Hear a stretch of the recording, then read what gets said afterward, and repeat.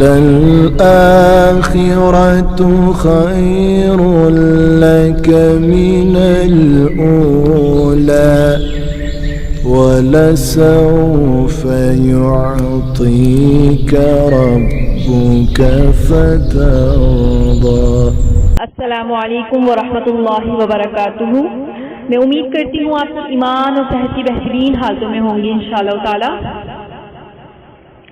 بسم اللہ الرحمن الرحیم، الحمدللہ والصلاة والسلام علی سیدنا محمد وعلی آلہ واصحابہ اجمعین، اما بعد فاعوذ باللہ من الشیطان الرجیم، بسم اللہ الرحمن الرحیم، اللہم فقہنا فی الدین، آمین۔ آج ہمارا لاسٹ ٹاپک ہے، آج ہم لاسٹ ٹاپک کو ڈسکس کریں گے۔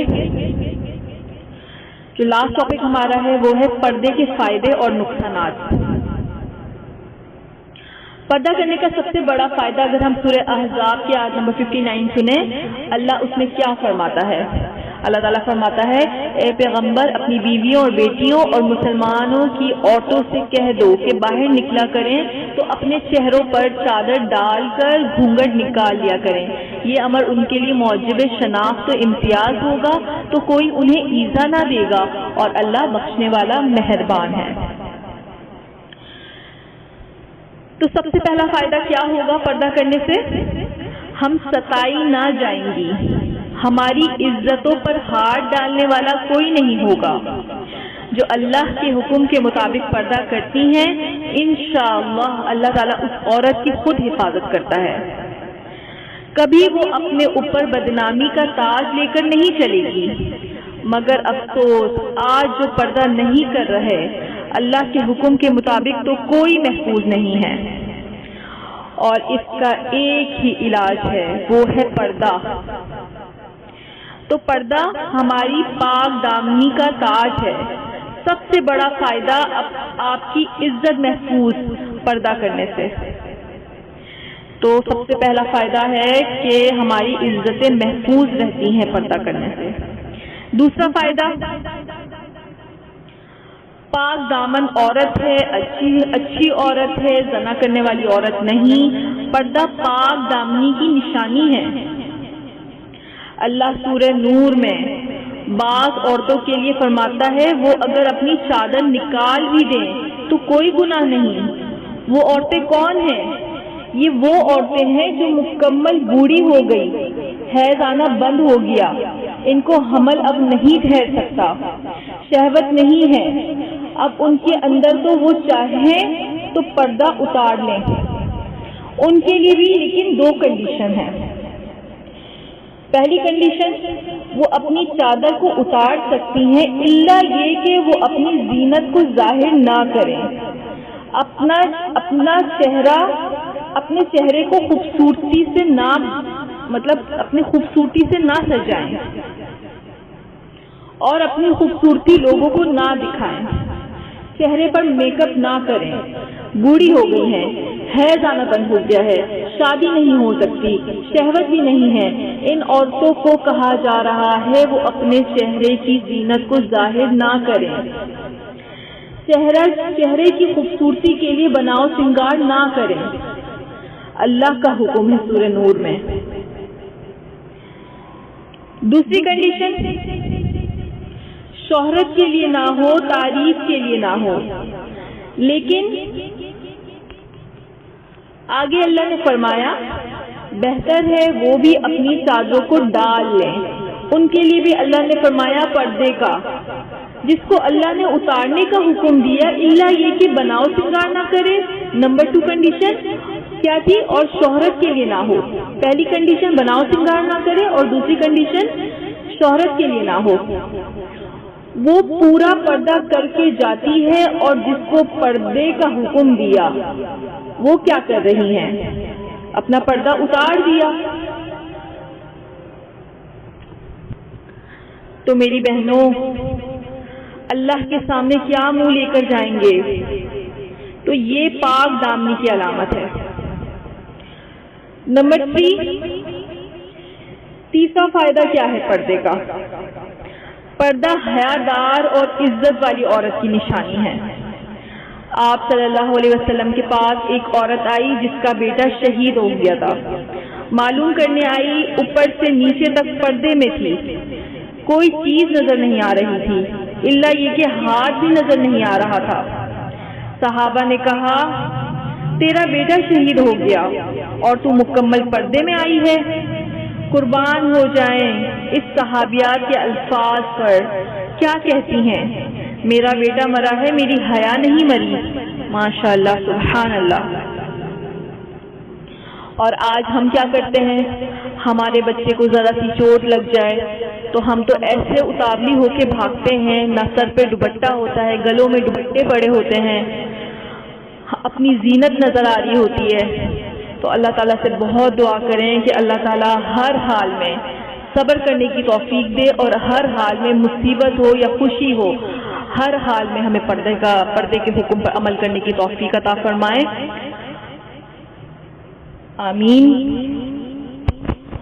اب ہم کچھ نقصانات دیکھتے ہیں کہ پردے کے کیا نقصانات ہو سکتے ہیں. نمبر 1، وہ اللہ اور رسول کی کھلی نافرمانی کر رہی ہے.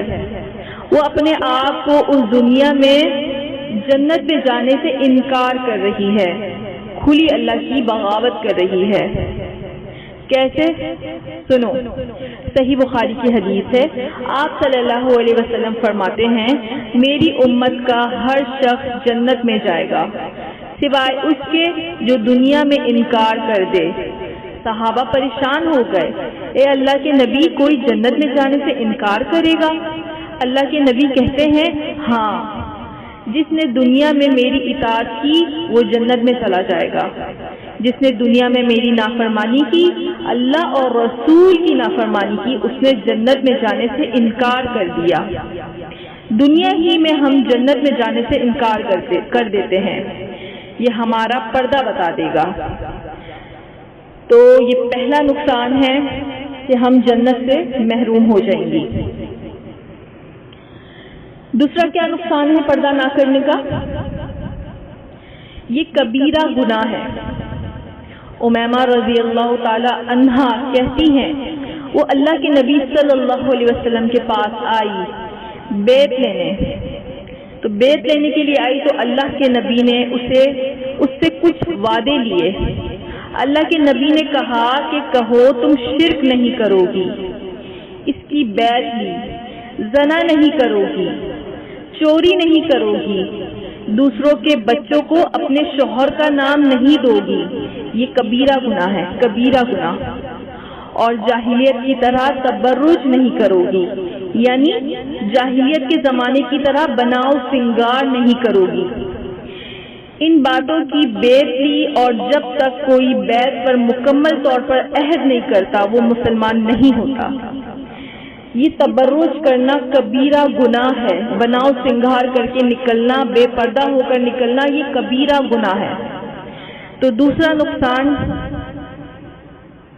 بناؤ سنگار تبرج کرنا کبیرہ گناہ ہے. اب ہم تیسرا نقصان دیکھتے ہیں بے پردگی کا.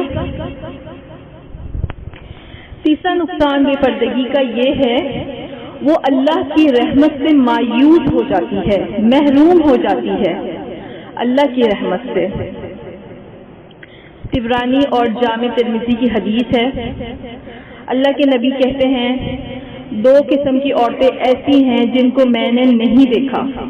وہ عورتیں جو کپڑا اتنا باریک اور پتلا پہنتی ہیں کہ جسم پورا ننگا نظر آتا ہے، ان کے سر پختی اون کے کوہان کی مانند اٹھے ہوتے ہیں، اور ایسی عورتیں جہنم میں اتنی دور پھینکی جائیں گی کہ ان کو جنت کی خوشبو بھی نہیں ملے گی، حالانکہ اس کی خوشبو جنت کے بڑے حصے میں آتی ہے.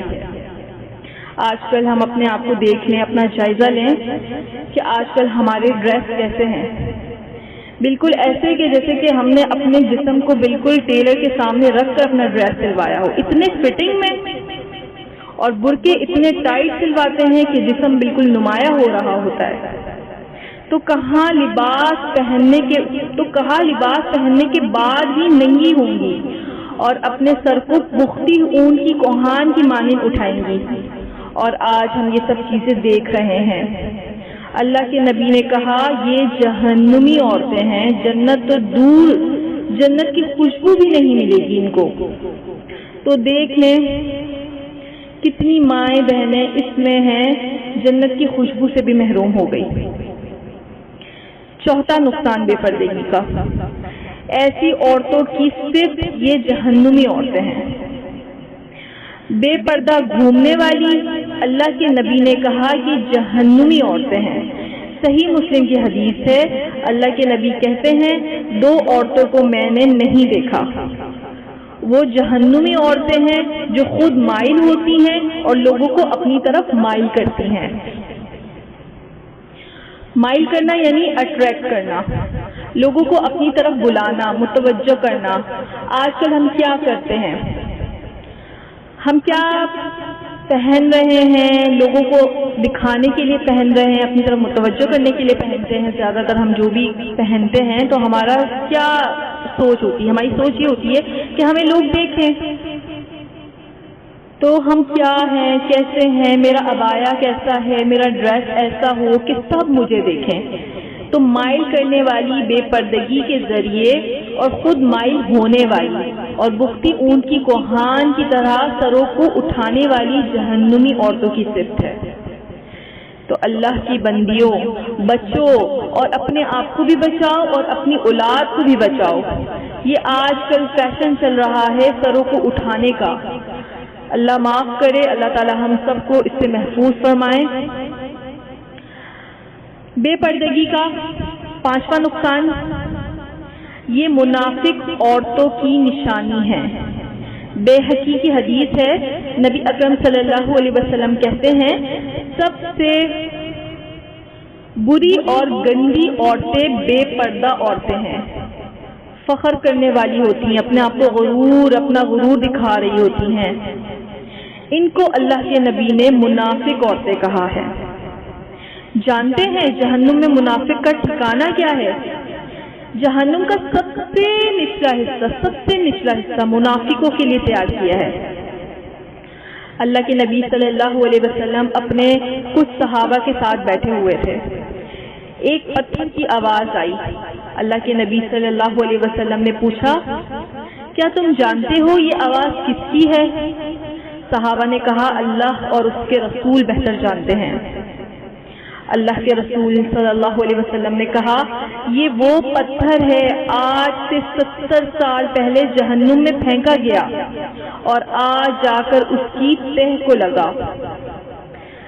سوچئے 70 سال، اگر کوئی ایک منزل یا دوسری منزل سے کوئی انسان گرے تو نہیں بچتا، اور اس میں ٹائم کتنا لگتا ہے؟ 5 منٹ، زیادہ سے زیادہ 5ویں منزل سے بھی گرتا ہے تو 6 منٹ 7 منٹ، اس سے زیادہ تو نہیں۔ تو سوچئے اتنی اوپر سے پھینکا جائے گا، 70 سال مسافت طے کرنا منافقوں کو، واللہ اکبر، سوچ لیں ہمارے جسم کا حال کیا ہوگا۔ تو یہ منافق بے پردہ عورتوں کی صفت ہے، یہ 5واں نقصان تھا۔ آخری بات، آپ نمونہ ہیں، آپ اپنے برقعے کے ذریعے، حجاب کے ذریعے غیر مسلموں کو بتا سکتی ہیں۔ اللہ قرآن مجید میں سورہ بقرہ آیت نمبر 2 میں کیا فرماتا ہے؟ اللہ فرماتا ہے اے ایمان والیوں، اگر تم ایمان والی ہو تو شرط ہے اسلام میں پوری کی پوری داخل ہو جاؤ۔ اگر آپ اسکول میں ہیں، آپ کالج میں ہیں، اگر آپ اسکول کالج میں اپنی مرضی کے مطابق پردہ کر رہی ہیں تو اپنی مرضی کے مطابق پردہ نہیں کریں، اللہ کے حکم کے مطابق پردہ کریں اور اسلام میں پوری کی پوری داخل ہو جائیں۔ میری سب سے گزارش ہے آپ پردہ کریں۔ اگر آپ اسٹوڈنٹس ہیں، اگر آپ ٹیچرس ہیں تو آپ اپنے اسٹوڈنٹس کو دکھا سکتی ہیں۔ اگر آپ ایک ماں ہیں تو آپ کی نسلیں جو آپ کے ہاتھ میں ہیں وہ پردہ کرنے والی بنیں گی۔ اگر آپ ایک ڈاکٹر ہیں تو مکمل پردے میں رہیں تاکہ عورتیں آپ کو دیکھ کر کہیں کہ مجھے ڈاکٹر بننا ہے، تو مکمل پردے میں رہ کر بننا ہے۔ الحمدللہ آج بھی ایسے ڈاکٹر ہیں جو پورے پردے میں ہوتے ہیں۔ تو پورے داخل ہو جاؤ اسلام میں. جب دل چاہا پردہ کر لیا، جب دل چاہا نہیں کیا. ایسا نہ کریں اور شیطان کی پیروی مت کریں. یہ شیطان ہی ہے ہمیں برائی کی طرف ابھار رہا ہے، وہ تمہارا کھلا دشمن ہے. قیامت کے دن شیطان بھی گناہ گاروں کی ذمہ داری نہیں لے گا. قیامت میں جب لوگ شیطان کو ملامت کریں گے کہ ہماری گمراہی اور ناکامی کا سبب شیطان ہے، تو شیطان بھی ان سے برات ظاہر کرے گا. ارشاد ہے، اور جب قیامت میں تمام مقدمات فیصل ہو چکیں گے تو شیطان جواب میں کہے گا اللہ تعالیٰ نے تم سے سچے وعدے کیے تھے اور میں نے بھی کچھ وعدے کیے تھے، تو میں نے وہ وعدے تم سے خلاف کیے اور میرا تم پر اور تو کچھ زور نہ چلتا تھا، بجائے کہ میں تم کو بلاتا تھا تو تم نے با اختیار خود کو میرا کہنا مان لیا. تو تم مجھ پر ساری ملامت مت کرو اور زیادہ ملامت اپنے آپ کو کرو. یعنی شیطان بھی بڑی ذمہ ہو جائے گا کہ میں نے تو صرف وسوسہ ڈالا تھا اور خود تم لوگ میرے پیچھے آئے. تو قیامت میں تو شیطان بھی برات کا اعلان کر دے گا کہ ارے مجھے برا مت کہو، اپنے آپ کو برا کہو، اس لیے کہ یہ سب تمہارا اپنا کیا ہوا ہے.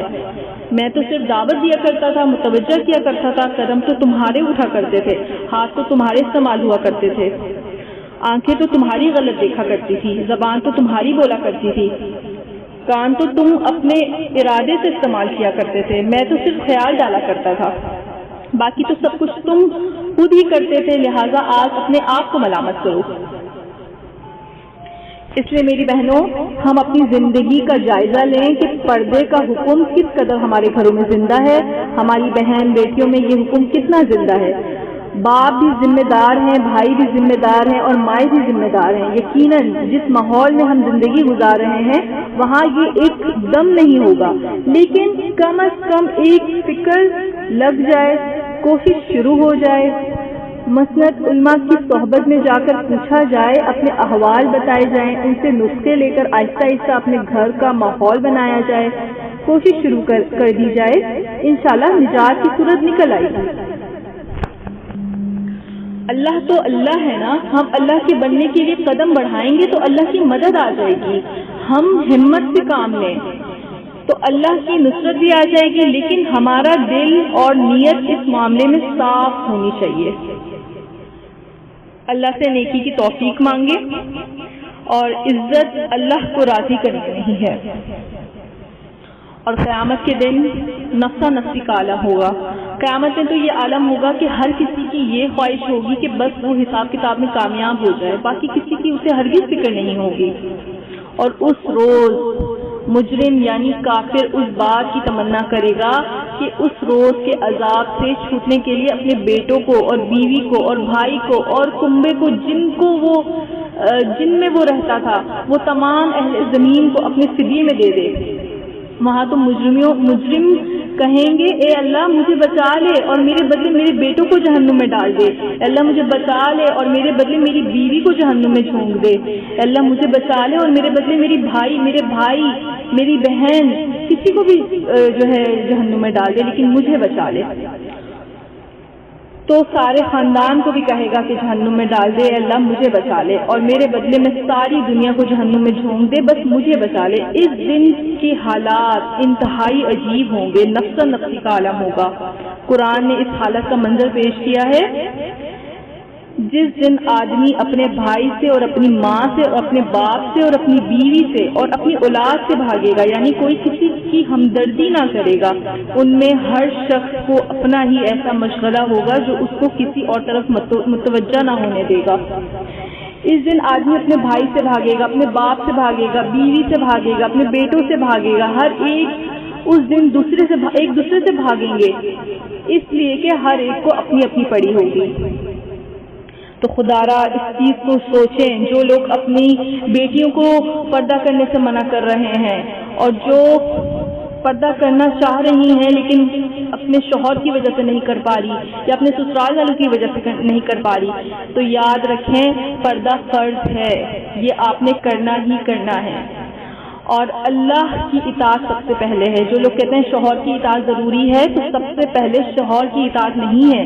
اللہ کی اور رسول کی اطاعت ہے، اس کے بعد شوہر کی اطاعت ہے، ٹھیک ہے؟ تو اگر کوئی پردہ کر رہا ہے اور آپ کے خاندان والے، آپ کا شوہر، آپ کی فیملی ممبرز ناراض ہو رہے ہیں تو مخلوق کی نافرمانی میں، یعنی کہ اگر مخلوق کو آپ لوگ ناراض کر رہے ہیں تو اللہ کی اس میں جو ہے اطاعت آپ کریں گے۔ تو آپ مخلوق کو ناراض کر سکتے ہیں لیکن اللہ کو نہیں، لیکن جہاں اللہ ناراض ہو گیا تو آپ کا سب کچھ ختم، دنیا بھی ختم اور آخرت بھی ختم۔ لیکن اگر آپ نے اللہ کی اطاعت کر لی تو اللہ آپ کے لیے لوگوں کے دلوں میں محبت ڈال دے گا انشاءاللہ۔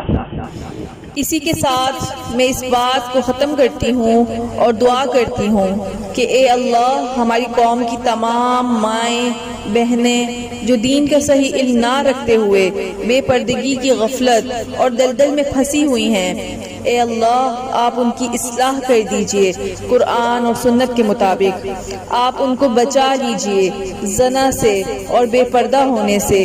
اے اللہ ہم تمام کی تمام مسلمان عورتوں کو مکمل کمپلیٹ ایمان لانے والی بنا دیجئے، اپنے تمام کے تمام حکموں پر موت کے آخری سانس تک عمل کرنے والی بنا دیجئے، آمین یا رب العالمین۔